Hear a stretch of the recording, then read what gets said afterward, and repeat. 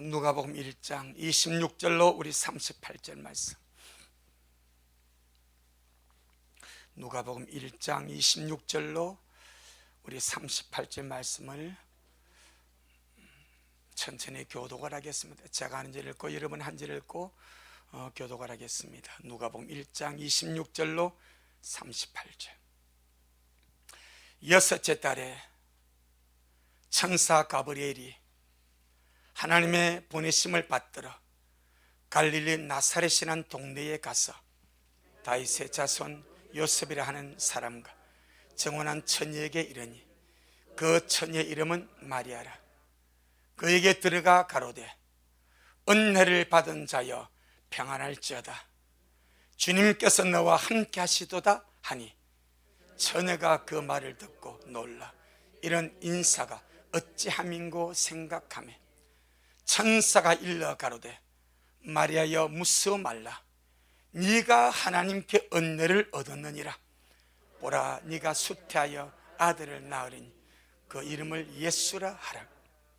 제가 큰 자가 되고 지극히 높으신 아들이라 일컬을 것이요 주 하나님께서 그 조상 다윗의 위를 저에게 주시리. 영원히 야곱의 집에 왕노릇 할 것이며 그 나라가 무궁하리라. 마리아가 천사에게 말하되 나는 사내를 알지 못하니 어찌 이 일이 있으리까? 천사가 대답하여 가로되 성령님이 네게 임하시고 지극히 높으신 능력이 너를 덮으시리니 이러므로 나실 바 거룩한 자는 하나님의 아들이라 일컬으리라. 보라 내 친족 엘리사벳도 늙어서 아들을 배었느니라. 본래 수태하지 못한다 하던 이가 이미 6달이 되었나니 대저 하나님의 모든 말씀은 능치 못하심이 없느니라. 시작. 마리아가 가로되 주님의 계집종이오니 말씀대로 내게 이루어지다 하며 천사가 떠나가니라. 아멘. 주님께 영광. 주님이 하십니다. 우리 주님이 잘하십니다. 할렐루야. 예수님 때문에 살았습니다. 얼마나 감사한지. 우리는 산자의 예배를 드립니다. 산자의 기도를 합니다. 산자가 되어서 찬양을 합니다.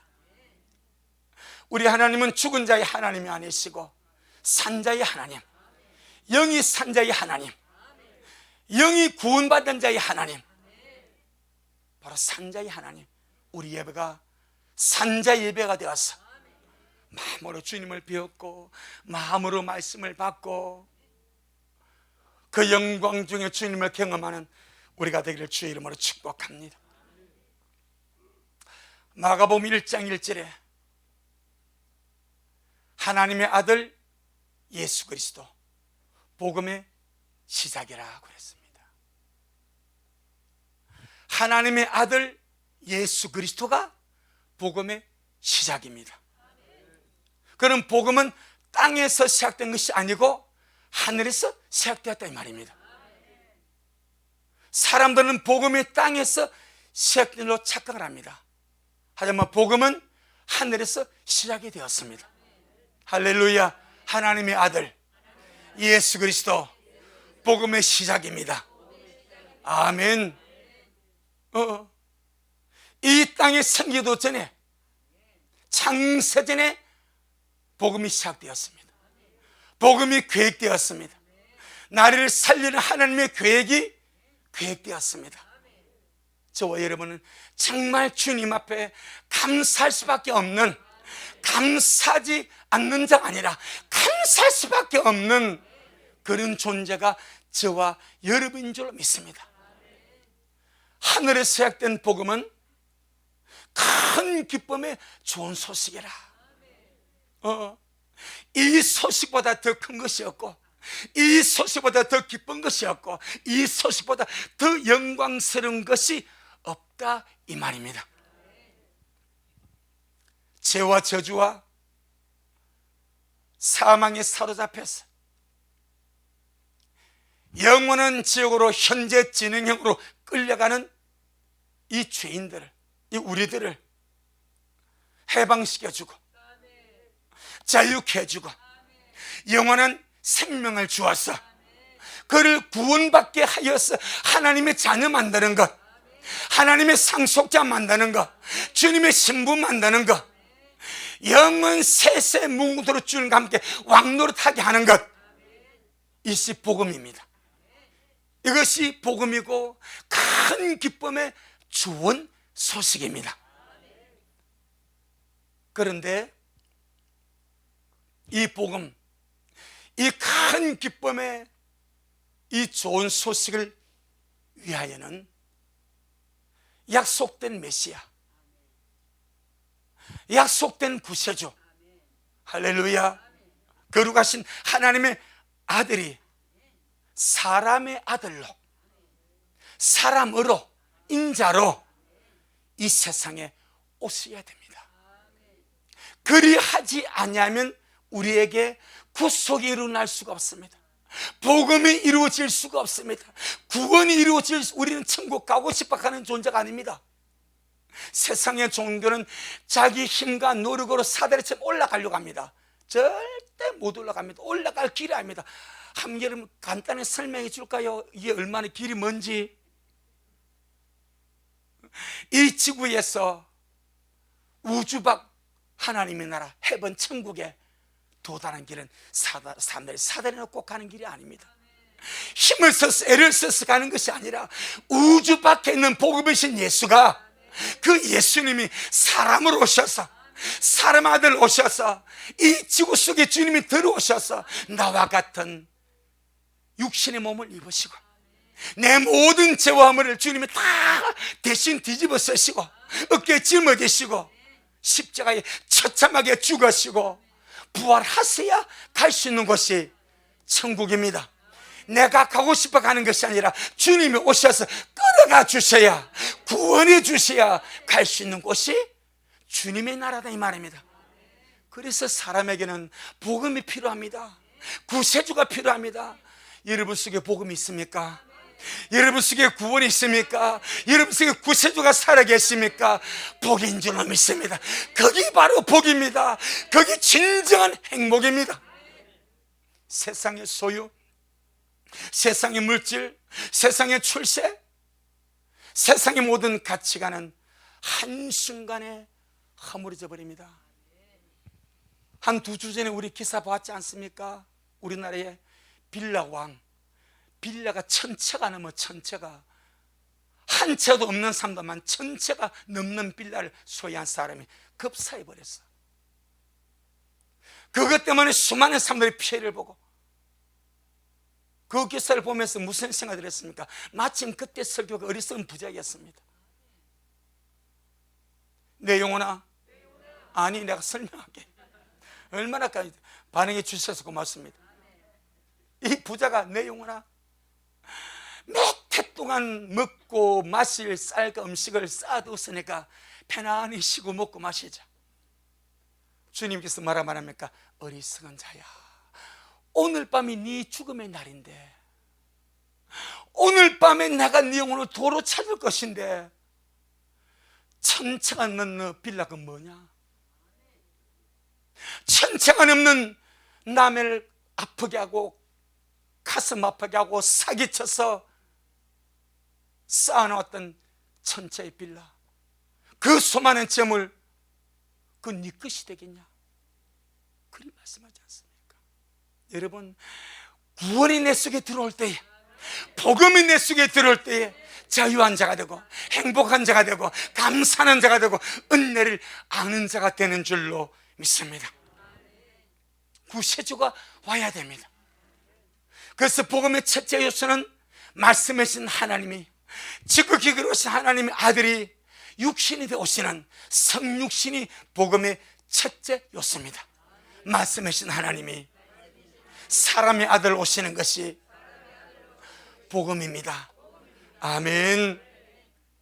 우리는 이것을 이론적으로 생각하고 있습니다. 죄를 짓고 타락하여 지옥 가는 죄인들을 구원하여서 자기와 같은 하나님의 아들 만드시려고, 누구와 같은? 자기와 같은, 잘 들어야 됩니다. 예수님은 맏아들입니다. 우리는 예수님의 형제들입니다. 그게 성경입니다. 성경은 예수님을 맏아들이라 말합니다. 하나님 아버지의 맏아들이 예수라 말합니다. 그리고 그가 구원한 우리를 하나님의 아들로 만드셔서, 아멘, 자기와 같은 하나님의 아들이 되게 하셔서 하나님의 공동상속자, 누구와 공동상속자? 그리스도와 공동상속자, 그리스도와 함께 후사가 되었어, 공동상속자가 되었어. 그래서 요한복음 7장에 아버지여, 아버지가 나를 사랑하시는 같이 이들도 사랑하십니다, 그리 말하지 않습니까? 아버지여, 아버지가 나를 사랑하시는 같이 이들도 아버지가 사랑하지 않습니까? 그리 말하지 않습니까? 그런 하나님의 자녀 만드시기 위하여 지극히 거룩하신 말씀하신 하나님이 사람의 아들로 피조물의 모습으로 이 세상에 오시는 것이 복음입니다. 성경은 이것을 보고 하나님의 비밀이다, 하나님의 신비다 라고 설명합니다. 정말 기가 막힌 사건입니다. 창조주 하나님이, 스스로 존재하시는 창조주 하나님이 그가 지은 사람이 타락하고 죄를 지어서 마귀의 종에서 지옥을 간다고, 그 자기가 지은 그 피조물을 살리고 구원하고 자기 자식 만들고 자기 백성 삼으시려고 자기가 죽음의 세상에 들어오는 사건, 하늘에 앉아서 낚시를 낚듯이 우리를 건지시는 것이 아니고, 아멘, 하늘 보좌에 앉아서 기다란 낚시대에 던져서 그물 던져서 그 속에 들어온 사람을 편안하게 앉아서 구원하는 사건이 아니라 죽음의 땅, 황폐한 땅, 사망의 땅, 저주가 가득한 이 세상에 지극히 거룩하시고 고상하시고 선하신 주님이 나를 살리시려고 나와 같은 사람이 되어서 지옥 같은 세상에 들어오셨다 이 말입니다. 죽음의 세상에 들어오셨다 이 말입니다. 사망의 세상에 주님이 들어오셨다 이 말입니다. 이게 이해가 됩니까? 편안하게 나를 건진 것이 아니라 죽음의 세상에, 저주의 세상에, 죄악이 가득한 세상에, 지옥 같은 세상에 나를 건지시기 위해서 사람의 몸을 내고 사람이 되어서 들어오셔서, 할렐루야. 마치 다니엘서 3장을 보니까 느부갓네살 왕이 자기 신상을 세워놓고 모든 자기 백성들로 그 우상 앞에 절을 합니다. 그런데 사드락과 메삭과 아벳네고는 주를 믿는 사람들이라 우상 앞에 절을 하지 않습니다. 느부갓네살이 회유합니다. 지금이라도 절해라. 나팔 소리나고 꽹가리 소리나고 비파 소리나면 지금은 절하면 살려줄게. 이들이 하는 말이, 왕이여, 그럴 수 없습니다. 우리는 주를 믿습니다. 유일하신 하나님을 믿습니다. 우상을 섬길 수 없습니다. 내 목숨 조금 더 연장하고자 내가 우상을 섬길 수 없습니다. 그래? 그렇다면 풀무불을 7배나 더 뜨겁겠어. 그 속에 던져 넣으라고 명령합니다. 이 풀무불이 얼마나 뜨겁든지 사드락과 메삭과 아벳네고를 붙들고 그 불구덩이 속으로 던져 넣으려고 잡았던 사람이 타져 죽어버립니다. 아멘. 얼마나 무수고 뜨겁고 기스가 센지 사드락과 메삭과 아벳네고를 잡아서 그 속에 던져던 사람이 그들은 들어가지도 않았어. 밖에서 던져 넣는데 불꽃에 그들을 죽여버렸습니다. 그런데 그들은 불구덩이 속에서 유유하게 걸어다닙니다. 옷이 타지 않습니다. 느부갓네살을 보니까 세 사람을 넣었는데 몇 사람이 있습니까? 4사람이 있습니다. 이렇게 말합니다. 인자 같은 이가, 인자 같은 이가 함께 근이두다. 예수님이 내려오셔서 자기 위해서 믿음을 지키는 사드락과 메삭과 아벳네고를 보호해 주시고 그 불구덩 속에 주님이 직접 뛰어들어서 그들을 지켜주고 보호해주고 머리털 하나 손끝 하나 상하지 않도록 거슬리지 아니하도록 주님이 돌봐주신 줄 믿습니다. 그 사건입니다.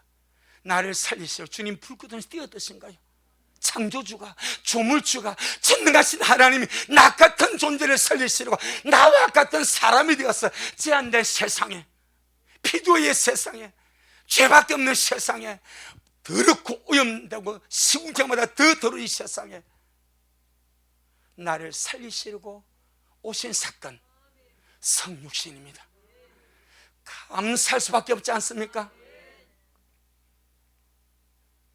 저와 여러분은 예수님의 생명의 가치가 있습니다. 아멘. 예수님의 생명을 쏟아서 나를 건져내었기 때문에 예수님의 생명의 가치가 내 영혼의 가치입니다. 믿음생활 잘 하시기를 축복합니다. 피의 가치가 내 영혼의 가치입니다. 창조주의 생명의 가치가 내 영혼의 가치입니다. 영혼은 함부로 취급하지 마시고 은혜로 양육하고 말씀으로 양육하고 기도로 양육하고 주님과 동행함으로 양육해서 멋진 주의 신부들 우리 영혼들이 돌아가기를 주의 이름으로 축복합니다. 그런데 말씀 육신이 되어 오시기 위해서는 방법이 두 개입니다. 창세기 18장에서 주님께서 육신에 보이는 모습으로 나타날 수도 있습니다.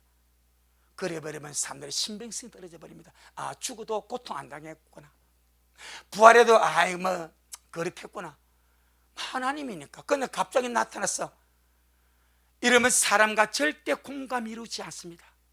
그래서 주님은 그 쉬운 길을 주님이 접어버렸습니다. 아브라함에게는 그렇게 나타났습니다. 고기도 먹었습니다. 떡도 먹었습니다. 물도 마셨습니다. 할렐루야. 구세주로 오실 때는 사람이 태어나는 모든 전 과정을 주님이 친히 다 겪어버립니다. 그래서 탄생이 필요한 거예요. 탄생. 창세기 18장에서 아브라함이 나타났을 때는 탄생이 아니라 현현입니다. 현현. 그냥 나타나신 거예요. 나타나신, 보이는 모습으로 나타나신 것을 현현이라 말하는 거예요. 그런데 주님은 현현하셔서는 구세주가 될 수가 없습니다. 육이 아니기 때문에, 피가 없기 때문에. 구세주가 되시면 반드시 출생이 필요합니다. 탄생이 필요합니다. 메시아의 탄생, 말씀하신 하나님의 아들이 나의 구세주가 돼서 세상에 탄생하시기 위해서는 반드시 사람이 필요합니다. 아멘. 반드시 하나님 혼자 할 수가 없습니다. 하나님 혼자 할 수 없습니다. 반드시 사람이 필요합니다. 몇 사람이 필요하겠습니까?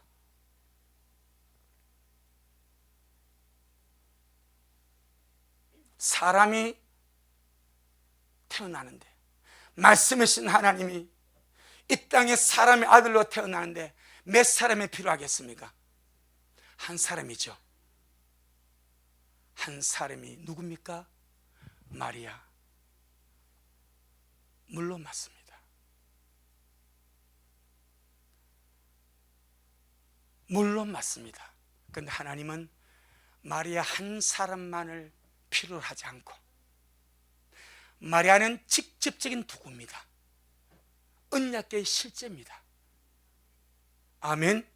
그러니까 주님은 이 마리아를 보호하고 어린 예수님을 양육하고 보호하는 울타리 역할로서 마리아와 약혼한 사람, 할렐루야, 마리아와 약혼한 사람 요셉까지 필요로 하셨습니다. 사람들이 다이렉터, 주님 앞에 직접적으로 쓰임받은 마리아만 소중하게 생각하면 물론 소중하게 비할 데가 없죠. 그런데 하나님이 그 마리아가 예수님 태어날 때까지, 메시아로 드러날 때까지 울타리가 필요합니다. 보호자가 필요합니다. 할렐루야. 그래서 마리아, 동정녀 마리아와 그가 약혼한 남편 요셉을 주님이 예비하셨습니다. 말씀 육신에 대해 세상에 오시는 통로로, 하나님을 쓰시는 도구로 동정녀 마리아와 그 동정녀 마리아가 약혼한 사람 요셉, 이 두 사람을 주님이 선택을 하셨습니다. 갈라디아 4장 4절을 보니까 때가 차매. 뭐가 찼다고요? 때가 찼습니다. 하나님이 아들을 세상에 보내실 때가 찼습니다. 때가 차매 하나님이 그 아들을 보내사 여자에게 나게 하시고, 할렐루야, 여자에게 나게 하시고, 그 여자가 수십억 중에 한 사람, 수백억 중에 한 사람, 하나님이 특별히 예비하시고 선택하시고 보존하시고 지키신, 여러분, 제가 마리아를 숭배하고 숭상하는 그런 차원 아니에요. 저 대학 졸업 논문 때 마리아에 대해 썼습니다.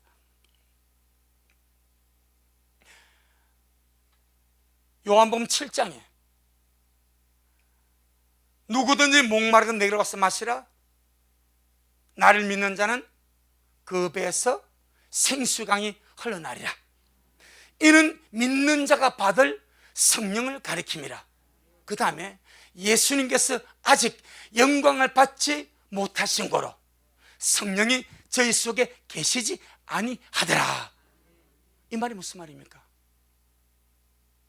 예수님이 영광을 아직 받지 못한, 이 말은 주님 죽으시고 부활하지 못하신 거로 우리의 죄는 십자가에서 지워진 거예요. 예수님이 십자가에서 우리 모든 죄가 지워지고 깨끗하게 되는 거예요. 그런데 십자가 전에는 우리 속에 죄가 안 지워졌습니다. 원죄와 자범죄가 안 지워졌습니다. 아멘. 죄인 상태입니다. 그래서 성령이 계시지 아니하더라. 요한복음 7장 38절에 그렇게 말씀하는 거예요. 그런데 동정녀 마리아, 제 개인적으로 그는 특별하게 하나님이 보존한 사람입니다. 성령이 내 속에 들어오시려고 그래도 죄가 있어서 못 들어온다고 성경 말하지 않습니까? 자, 요한복음 7장, 요한복음 7장,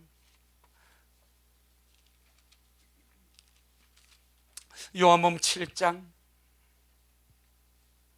39절, 요한복음 7장 39절 시작. 이는 그를 믿는 자에 받을 성령을 가리켜 말씀하신 것이라. 예수님께서 아직 영광을 받지 못하신 거로 성령이 아직 저에게 계시지 아니하시더라. 바로 이렇게 말합니다. 십자가의 죽음으로 영광을 받지 않았습니다. 부활로서 영광을 받지 않았습니다. 아직 그때는. 그래서 성령이 저희 속에 들어갈 수가 없는 거예요. 죄 산 받은 자 속에 성령이 들어오십니다. 너희가 회개하고 죄 사함을 받아라. 그럼 성령을 선물로 받으리니. 이게 복음입니다. 그런데 주님은 동정녀 마리아를 주님 자신을 위하여 특별하게 구별하고 보존시켜서 말씀의 본체가 예수 그리스도입니다. 아멘. 말씀의 본체가 예수 그리스도입니다. 말씀의 본체신 예수 그리스도를 담을 그릇이 동정녀입니다. 아멘. 지극히 거룩하신 말씀의 본체신, 함과 증과 티가 없는 그 말씀의 본체신 예수 그리스도가 여인 속에 담아집니다. 그 그릇이 동정녀 마리아입니다. 더럽고 추하고 악하고 음란하고 폐역한 그릇이면 그 속에 주님이 담겨지겠습니까? 생각해 보라 이 말이요. 하나님은 하나님의 뜻을 위하여 당신의 사람들을 준비하십니다. 예비하십니다. 거룩하게 하십니다. 깨끗하게 하십니다. 보존시키십니다. 우리가 마지막 때 주의 신부 되려고 하지 않습니까? 한번 생각해 보세요. 내가 주의 신부 되겠다고 나는 거룩함을 추구하는가? 예수님이 내 신랑이라면 나는 그 신랑에 맞는 신부로서 걸맞게 살아가고 걸맞게 말하고 걸맞게 생각하고 걸맞은 사람이 되려고 은혜를 구하는가? 아멘. 그건 말이요. 그 당시에 동정녀가 마리아밖에 없었겠습니까? 많았겠죠. 하나님이 보시는 진짜 동정녀, 말씀의 본체이신 예수 그리스도가, 말씀이신 예수 그리스도가 담겨야 되는 그 그릇, 아멘, 귀하지 않습니까? 우리요, 정말 이 마지막 때 주님의 신부 되려고, 주님의 신부 되기 위해서 날마다 우리 자신을 씻어가고 깨끗하게 해가고, 아무렇게 살면서 나 신부 된다 그렇게 생각하지 마시고 한번 생각을 해보자 이 말입니다. 한번 생각을. 그 지고지순하신 말씀이신 주님이 담기는 그 그릇이 동정녀인데, 동정녀라고 다 같은 동정녀 이 말이요. 몸만 동정이라고, 마음은 음란이 가득한데 동정이라고? 그런가? 우리 정말 동정녀 마리아가 주님께 쓰임 받았듯이 우리 마지막 때 주의 신부 되기를 원합니다. 그 앞에 우리는 성령을 받은 성령의 성전입니다. 항상 기억해야 됩니다. 나는 성령 하나님을 모신 하나님의 성전입니다. 아멘. 이 거룩한 사실 앞에 성전 더럽히지 말고 생각의 성전, 마음의 성전, 눈의 성전, 마치 우리 지난 주일 오늘 말씀이네요.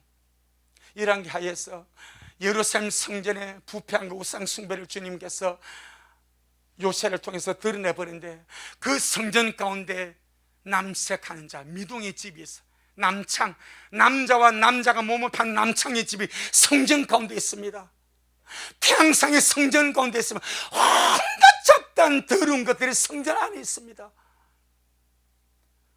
어찌 주님이 그 성전의 영광으로 거하겠느냐 이 말이요. 어찌 주님이 그 성전을 썰어버리지 않겠냐 이 말이요. 우리는 그 말씀을 보면서 성전 더럽게 더럽네, 오염도 더럽고 부패하고 이게 뭐 성전이요? 그리 생각하지 않습니까? 내가 성전입니다. 아멘. 오늘날 내가 성전입니다. 그럼 내 눈은, 내 귀는, 내 입은, 내 생각은, 내 의식은 온갖 세상에 잡다한 더러운 것들을 접하면서 오염시고 더럽게 하고 있지 않냐 이 말이요. 그것은 날마다 성전을 깨끗하게 하자. 예수의 피를 바르고 말씀을 씻어서 성령으로 거룩하게 해서 날마다 성전답게, 주님의 신부답게 거룩하게, 내 힘을 할 수 없으니까 하나님 저를 도와주세요. 성령님은 나의 연약함을 도우시려고 내가 오셨사오니 제게 역사해 주세요. 아멘. 그래서 동정녀 마리아는 언약궤의 실제입니다.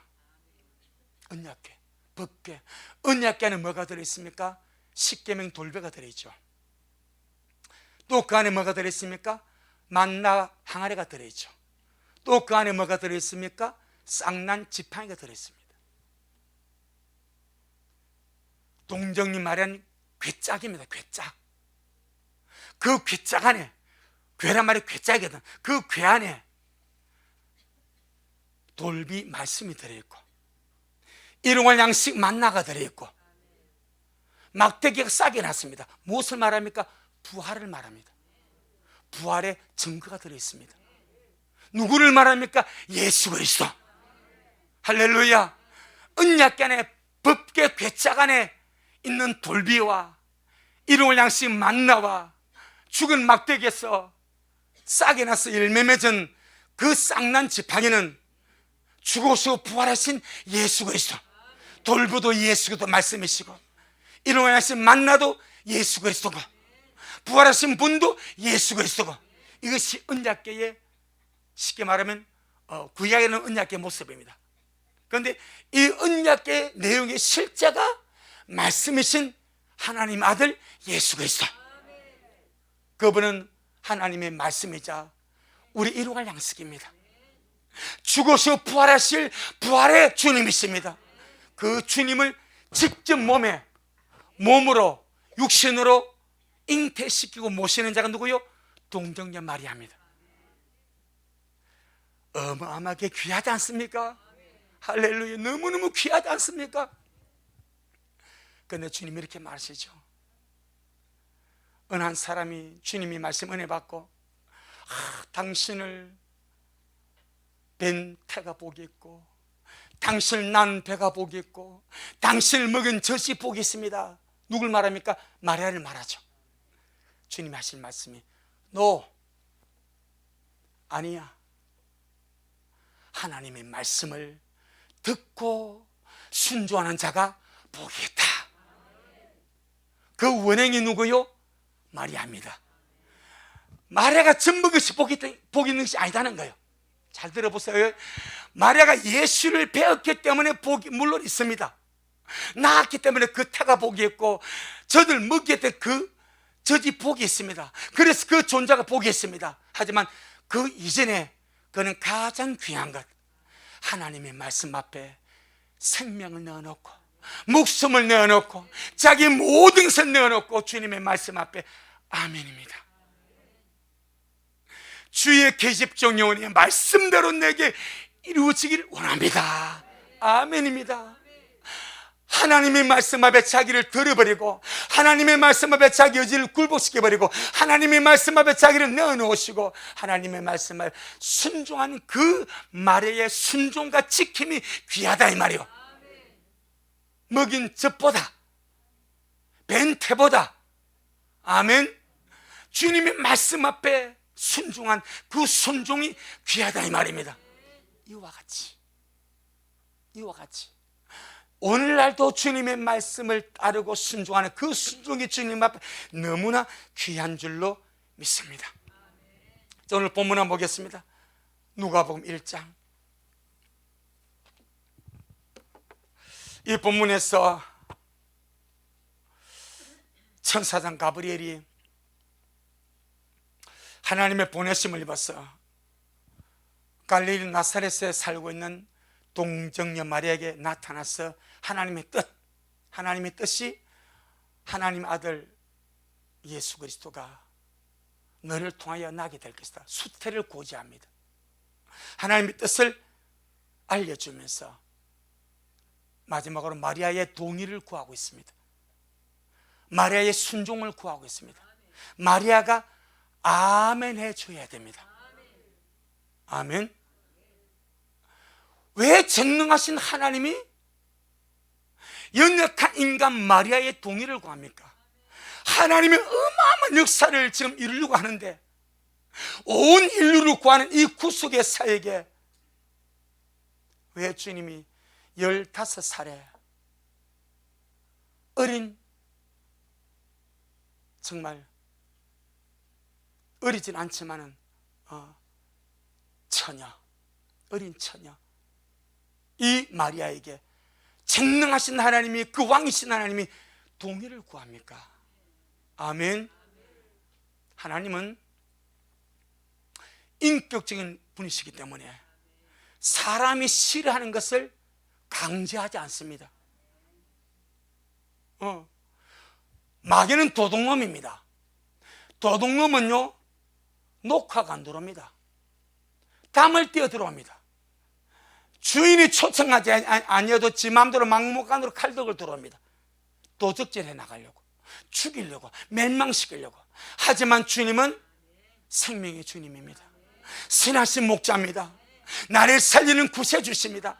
나를 살리는 역사가 아무리 중해도 그가 동의해 주지 않냐면 아멘. 그가 나를 살리는 주님의 그 역사에 내가 동의해 주지 않냐면 주님은 아무것도 하실 수가 없습니다. 우주를 살리고 모든 인류를 살리는 엄청난 하나님의 복음의 시작이 예수 그리스도가 사람의 아들로 오시는 것인데 여기에 마리아가 동정녀 마리아가 동의해 주지 않냐면 순종해 주지 않냐면 아멘을 받아주지 않냐면 하나님은 어쩔 수 없습니다. 왜? 싫어하는 것을 강제할 수 없으니까. 지금도 그렇습니다. 아가서 5장 2절을 보세요. 신랑이 밤새도록 신부 앞에서 문을 두드립니다. 아가서 5장 2절에 온 머리가 이슬에 젖었습니다. 비에 젖었습니다. 머리가 허옇게 이슬에 앉아가지고 밤새도록 내 사랑하는 자야 문 열어다오, 문 열어다오, 문을 열어달라고 두드리겠습니다. 안에서 신부가 문을 열어주지 않으니까 시간이 지나니까 돌아서 가버립니다. 이분이 주님이십니다. 오늘날 주님이 신부들의 마음을 두드리십니다. 내 사랑하는 신부야, 문 좀 열어라.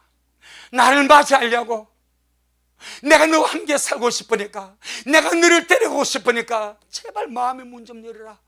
믿음의 문 좀 열어라. 기도의 문 좀 열어라 하고 밤이 맞도록 주님께서 밖에 서서 문을 두드리지만은 안에서 그가 잠을 자고 있으니, 깨어나지 않고 있으니 두드리다 지치신 주님이 돌아가 버립니다. 그것이 아가서 5장 2절입니다. 계시록에서 뭐라 말합니까? 계시록 3장 20절에 볼지어다 내가 어디에서 문 밖에 서서 두드린다. 이게 교회입니다. 볼지어다 문 두드린 나를 보라 이 말입니다. 나는 너희를 구원하고 싶고 너희를 데려가고 싶고 너희와 함께 살고 싶지만 난 내 강제로 할 수가 없다. 네가 문을 열어줘야 된다. 네가 동의해 줘야 된다. 네가 순종해 줘야 된다. 네가 아멘해 줘야 된다. 아멘. 신부단장은 우리가 주님을 기다리는 동의가 들어가야 됩니다. 그래서 볼지어다 이 말은 너의 마음 문에 서서 끊임없이 네 마음의 문을 두들기는, 너 구의 문을 두드리는 나를 좀 보라 이 말입니다. 볼지어다 내가 문 밖에 서서 두드리노니 누구든지 문을 열면 내가 그이로 들어가 그로 더불어 먹고 그는 나로 더불어 먹으리라. 라오디게아 최종 교회에서 주님은 그의 문 밖에 서서 문을 두드리십니다. 다시 오실 주님이십니다. 다시 오실 주님은 문을 두드리는 거예요. 문 좀 열어라. 내 꼭 갈게. 내 꼭 방문할게. 너 교회 꼭 찾아갈게. 문 좀 열어달라. 그런데 안에서 문을 걸어 잠고 열어주지 않으면 주님은 문 부수고 들어가지 않습니다. 교회가 주님을 기다리지 않으면 주님은 절대로 데려갈 수가 없습니다. 개인이 주님을 마음을 열고 주님을 기다리지 않으면 주님께서 절대로 그를 단장시킬 수가 없습니다. 문을 열어줘야 돼. 문을 열어주기 영접입니다. 구세주는 사람을 강탈해 가지 않습니다. 그가 영접해 줄 때에, 마음을 열어서 영접해 줄 때에 그에게 들어가서 그 영혼을 살려내고 그 영혼을 구원하고 역사하는 줄로 믿습니다. 마리아에게도 마찬가지예요. 그러니까 이 마리아가 이렇게 말하죠. 나는 사내를 알지 못하는데 내가 약혼한 남편 있지만은 나 아직 남편과 잠 안 잤어. 나 동정이야 동정. 나 사내를 알지 못해 어떻게 내가 아이를 뵙니까? 그때 가브리엘이 이렇게 말하죠. 네가 낳게 될 아들은 사람의 아들이 아니고 사람의 씨가 아니고 하나님의 성령이 네게 임하고 성령으로 너는 잉태되게 된다. 하나님의 성령이 네게 하나님의 씨를 잉태시킬 것이다. 아멘. 이것이 이해되지 않냐니까 하나 예를 또 듭니다. 너의 친족 엘리사벳이 있지 않냐? 나이 늙어 아이를 뵈지 못하던 그 여인이 이미 아이를 뵈서 6개월이 되었다. 우리 친족 엘리사벳 아이를 뵈었습니까? 그래, 6개월이 되었다.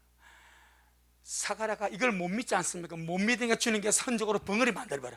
10달 동안 벙어리 된 자 누구요? 사가랴 제사장 아닙니까? 그때 동정이 말이 하는 말이에요. 이 가브리엘이 하나님의 모든 말씀은 능치 못하심이 없다. 그렇다면 나는 주님의 계집종 연애 주의 말씀대로 내게 이루어지다. 주의 말씀대로 내게 이루어지기를 원합니다. 아멘. 말씀의 능력을 믿고 말씀의 힘을 믿고 하나님의 일하심을 믿고 나를 열어서 주님을 모실 때에 나를 데려가기 위해서 주님이 문을 두드리면서 강 목사야 성도 좀 깨워라. 잠든 성도, 조는 성도 깨워서 함께 데려가기 위해서 좀 문 좀 열라고 그래라. 주님이 끊임없이 그렇게 문을 두드리는 거예요. 깨어나시길 바랍니다. 준비하시길 바랍니다.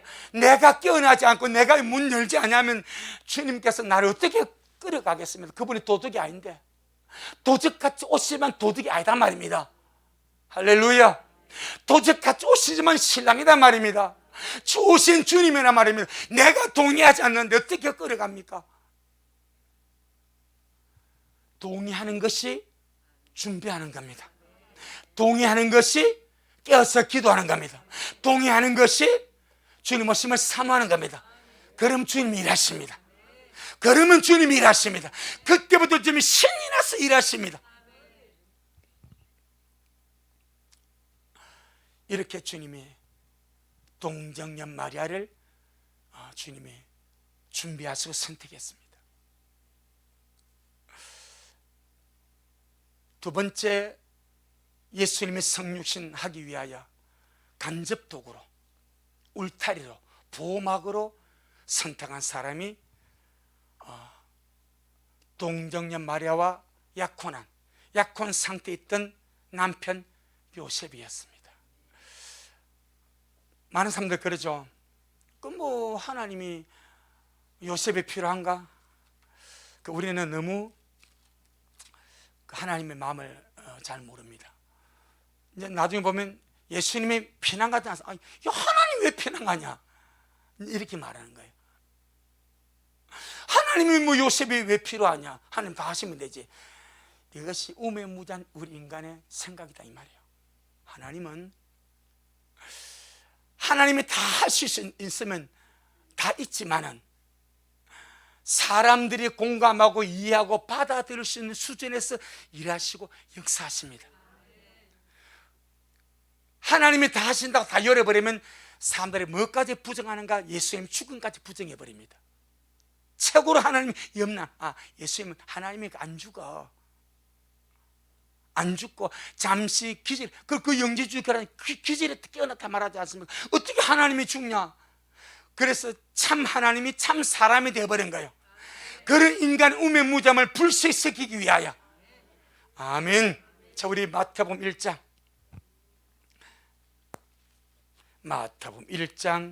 18절 21절. 마태복음 1장 18절 21절. 마리아가 되지 못하면 요셉이 되면 됩니다. 다른 말로 말하면 하나님은 쓰임받는 통로가 여러 가지다 이 말입니다. 아멘. 어찌하든지 귀하신 주님 앞 우리 인생 살아가면서 아름답게 쓰임받는 도구 되기를 바랍니다. 아멘.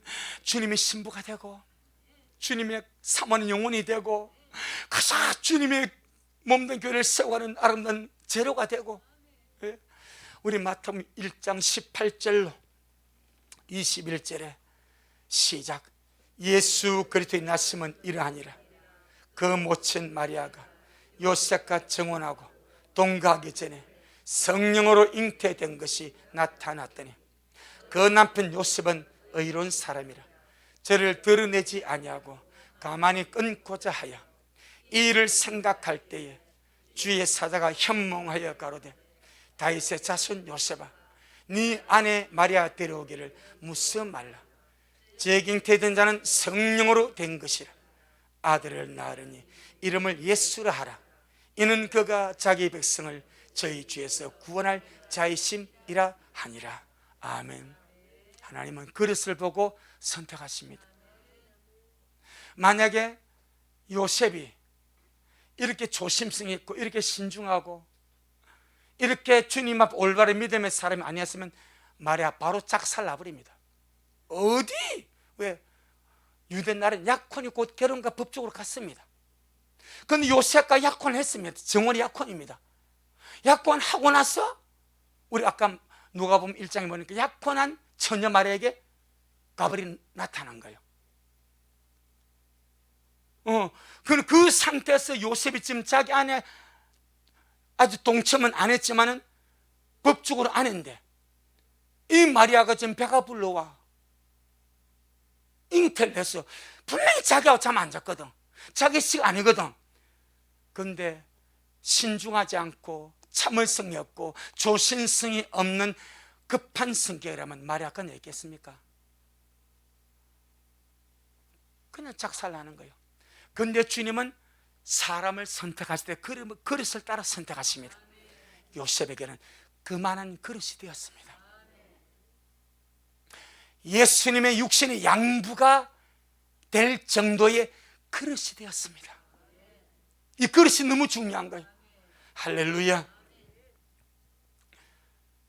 섬세하시고 자상하신 우리 하나님이 아기 예수님과 마리아를 보호하기 위하여 그 마리아와 정환한 요셉을 선택을 하시고 예비하셨습니다.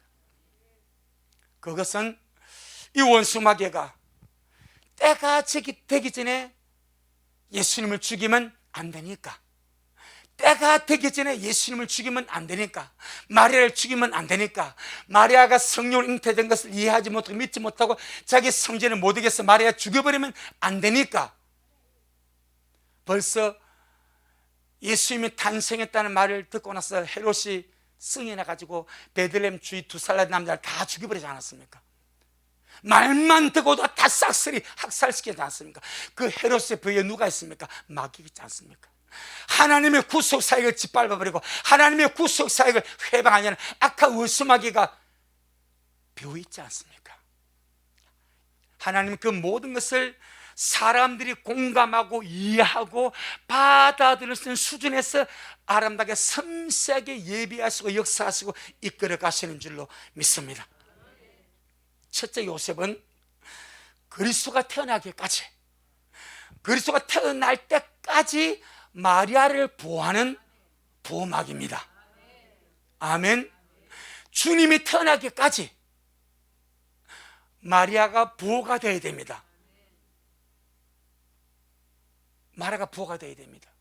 그 마리아를 보호하는 보호막이 누구인가? 바로 요셉입니다. 율법에는 처녀가 아이를 낳으면 돌마다 죽습니다. 간음자라고. 근데 이미 마리아는 약혼한 상태라, 약혼한 사람이 남편의 씨가 아닌 다른 씨를 받아서 아이를 낳으면 사생아를 낳았다고 죽여버립니다. 그럼 여러분 한번 보세요. 우리가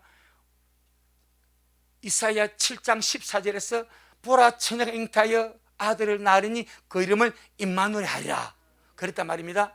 그럼 이 생을 단순하게 처녀가 혼자 아이 낳고 이게 가당치하겠습니까?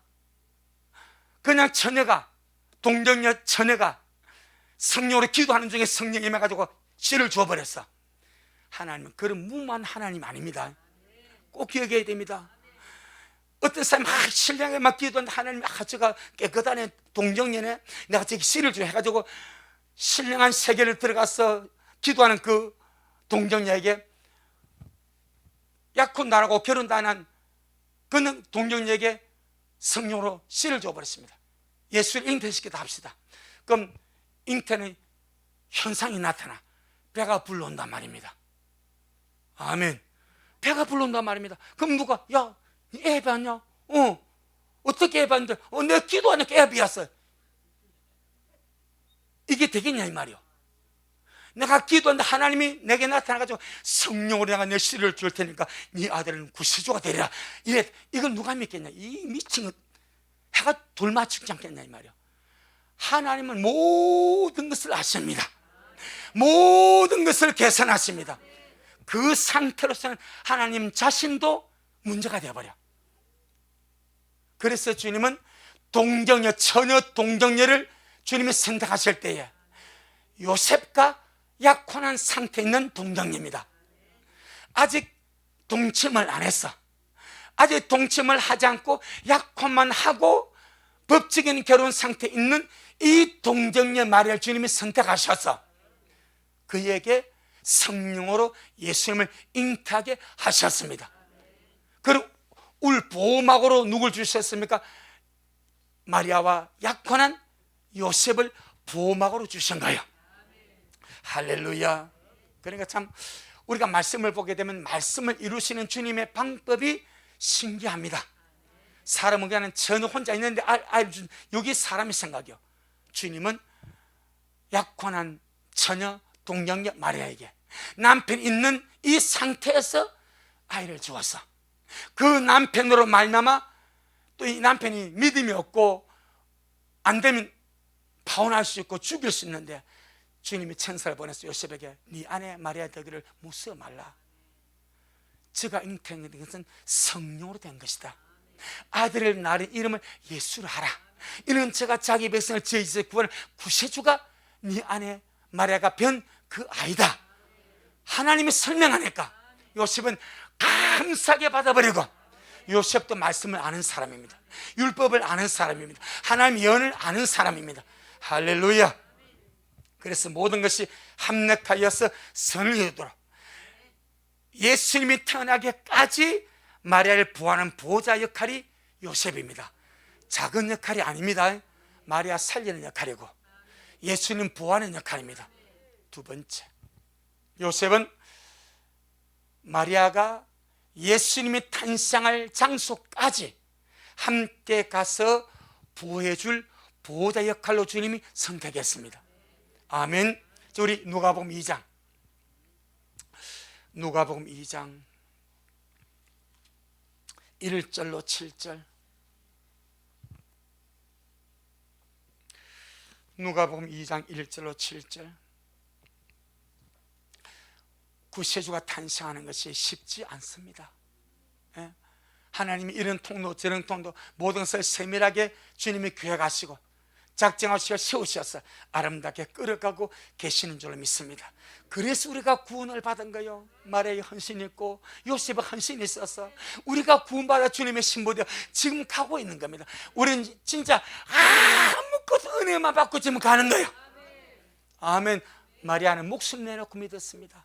목숨 내놓고 순종했습니다. 요셉은요 정말 사람들에게 자칫 잘못하면 손가락질 받고 바보 멍충이 이런 소리 다 들려가고 하면서 순종하면 가는 거예요. 자, 누가복음 2장 1절로 7절 시작. 이때에 가이사 아구스도가 영을 내려 천하로 다 호적하라 하였으니 이 호적은 구레노가 수리아 총독되었을 때에 첫 번 한 것이라. 모든 사람이 호적하러 자기 고향으로 돌아가면 요셉도 다윗의 집 족속인 거로 갈릴리 나사렛 동네에서 유대를 향하여 베들레헴이라 하는 다윗의 동네로 그 정원한 마리아와 함께 호적하러 올라가네. 마리아가 이미 잉태되었더라. 거기서 그때에 해사는 날이 차서 마다들을 낳아 강보로 싸서 구유에 뉘었으니 이는 사관에 있을 곳이 없음이러라. 아멘. 요셉은 왕족이었고 다윗의 집 족속이었고 다윗의 후손이었습니다. 그래서 가이사 아구스토가 온 로마의 식민지는 다 자기 고향으로 돌아가서 호적 정리하라 라고 명을 내리니까 요셉도 다윗의 집 족속인 거로 다윗의 고향 어디입니까? 베들레헴입니다. 할렐루야. 다윗의 고향이 베들레헴입니다. 그러니까 베들레헴으로 가서 호적을 신고할 수밖에 없어. 그런데 그때 이미 마리아는 배가 찼어. 해산할 때가 되었어. 하나님의 타이밍은 언제나 실수하지 않습니다. 하나님의 타이밍은 절대로 어긋나지 않습니다. 갈릴리 나사렛에서 베들레헴까지 작은 길이 아닙니다. 제가 한 말씀 드렸죠. 그의 길이가 한 일주일에서 열흘 가야 할 거리라고. 그런데 마리아 혼자 못 가지 않습니까? 그럼 미가서 5장 2절에서 메시아가 태어나는 장소가 베들레헴 에브라드입니다. 이 말씀은 날아가 버리는 거예요. 요셉의 고향으로 호적 신고하러 갑니다. 요셉이 마리아를 혼자 두고 갈 수가 없습니다. 마리아가 황제의 명이 내려서 고향으로 돌아가서 호적 신고하는 명을 받았을 때 이미 배가 만삭입니다. 그 소리 들었을 때 마리아가 슬펐겠습니까? 기뻐 뛰었겠습니까? 슬퍼 뛰었겠다고요? 마리아가 만삭이 이 하루 이틀 길이 아니고 일주일에서 10일을 가야 돼. 이 몸으로. 그럼 이걸 가지고 그 거리를 가는 그 거리를 가야 생활 때 스트레스 받고 슬프고 비참했겠습니까? 아니면 기뻐 뛰었겠습니까? 기뻐 뛰었죠. 왜? 말씀이 이루어지는구나. 메시아가 메시아가 그리스도인데 미가서 5장 2절 말씀대로 베들레헴에서 나야 되는데 메시아는 베들레헴에서 나야 되는데 주님이 강권적으로 로마 황제의 마음을 움직여서 베들레헴에 가서 호적 신고하라고 하시는구나. 그 요셉이 당신은 있었어요? 아닙니다. 내가 가야 됩니다. 내가 가서 그곳에서 예수를 낳아야 됩니다. 아멘. 여러분, 문자 속에 있는 하나님의 뜻, 그림되어 있는 하나님의 뜻, 모든 것이 하나님 은혜고, 아무 염려하지 않고도 그 기도하면서 나가면 주님께서 모든 것을 아름답게 이렇게 역사에 가시는 줄로 믿습니다. 마지막으로 요셉은 예수님과 마리아가 애굽에 피난 가서 피난 생활하고 다시 나사렛으로 돌아와서 주님의 때가 되기까지 생활을 책임지는 보호자 역할을 요셉이 감당을 합니다. 그를 위해서 하나님의 보호막으로 요셉을 선택하셨습니다. 작은 일이 아닙니다. 저리 마태복음 2장, 마태복음 2장 19절 23절.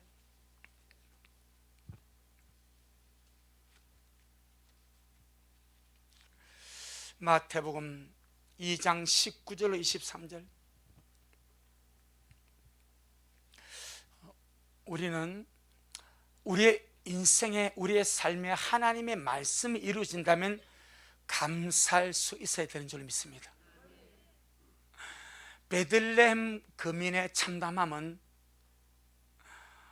예수님 때문에, 구세주 때문에 베들레헴의 아이들, 그 지경에 있는 아이들 약 2천여 명이 학살을 당했습니다. 그건 이것은 기록된 예언이 이루어지는 사건이라고 말씀을 합니다. 할렐루야. 하나님의 말씀이 이루어지는 사건이 베들레헴에 일어난 거예요. 그런데 베들레헴 사람들은 인간의 생각과 자기의 감정으로 메시아를 배척해 버립니다. 이것이 멸망으로 가는 지름길이 되어버립니다. 여러분, 여러분의 삶에, 여러분의 가정에, 우리가 가는 인생에 어떤 일이 만날지 아무도 모릅니다. 하지만 주님 말씀하십니다. 참시 한 마리도 하나님을 허락하지 아니하시면 떨어지지 아니한다. 너희는 머리카락까지 다 세신 바 되었느니라. 아멘.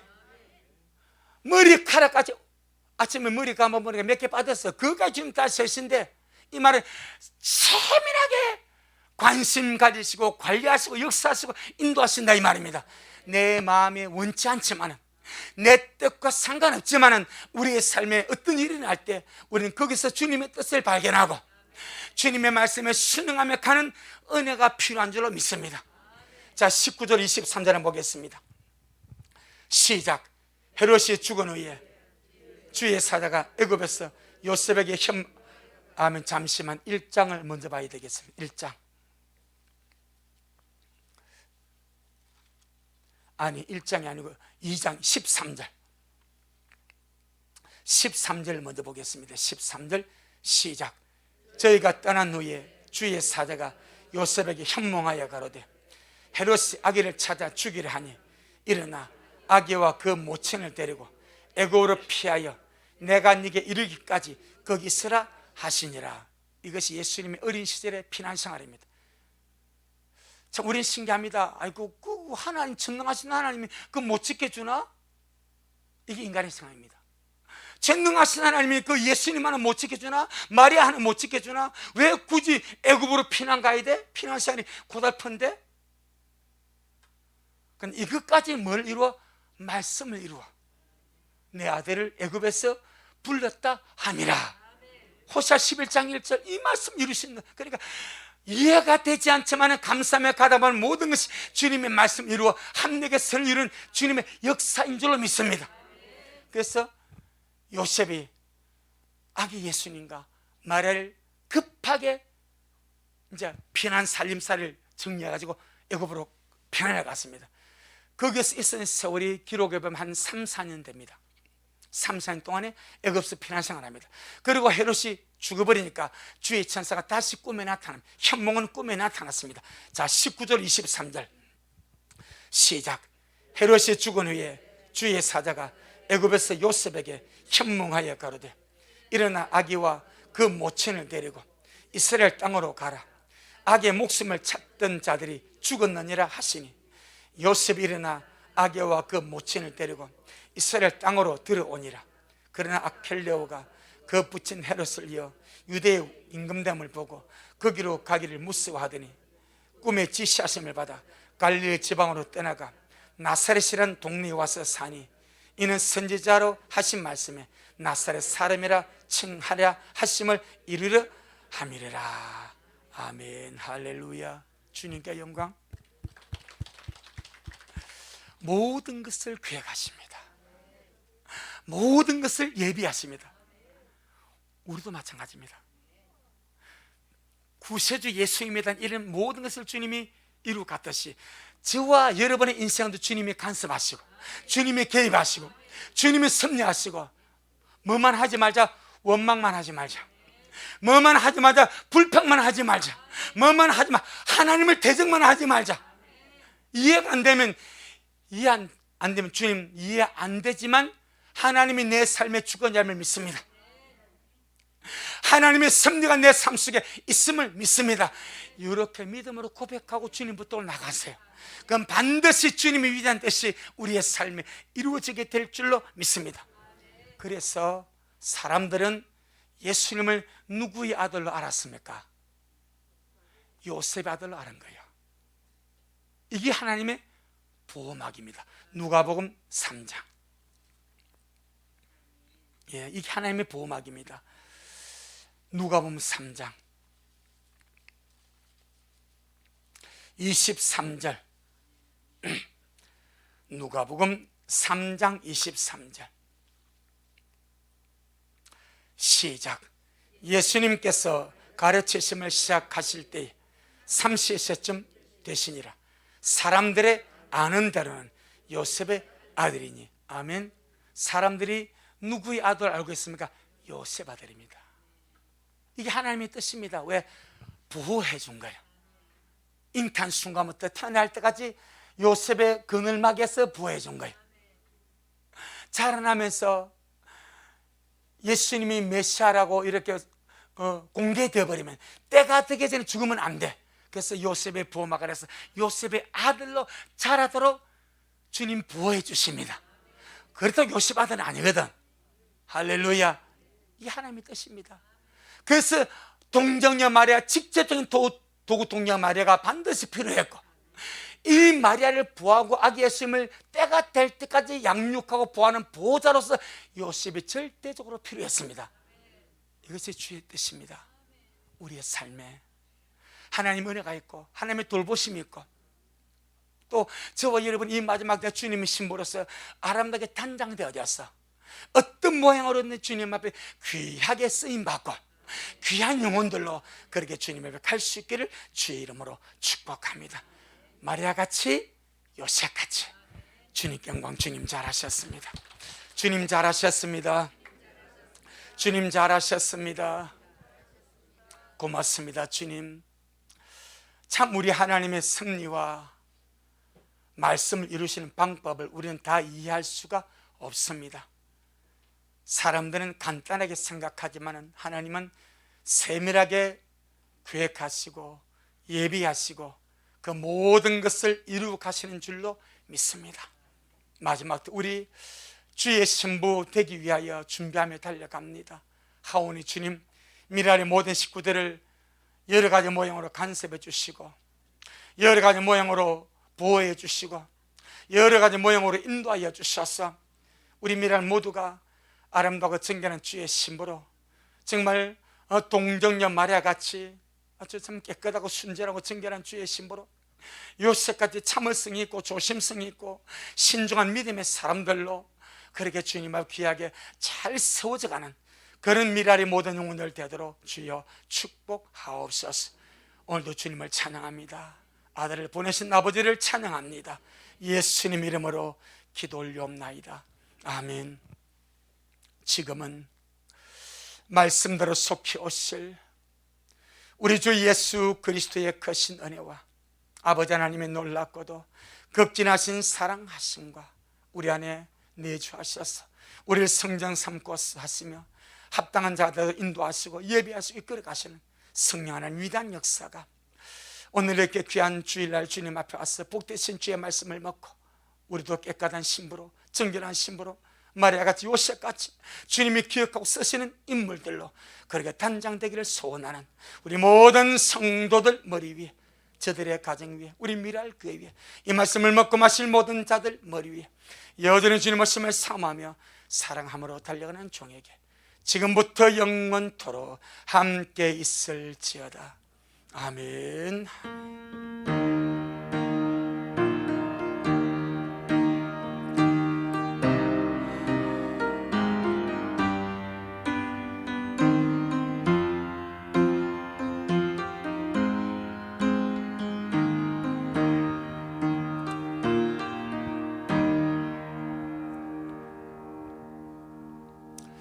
아멘. 주님께 영광. 주님 잘하셨습니다.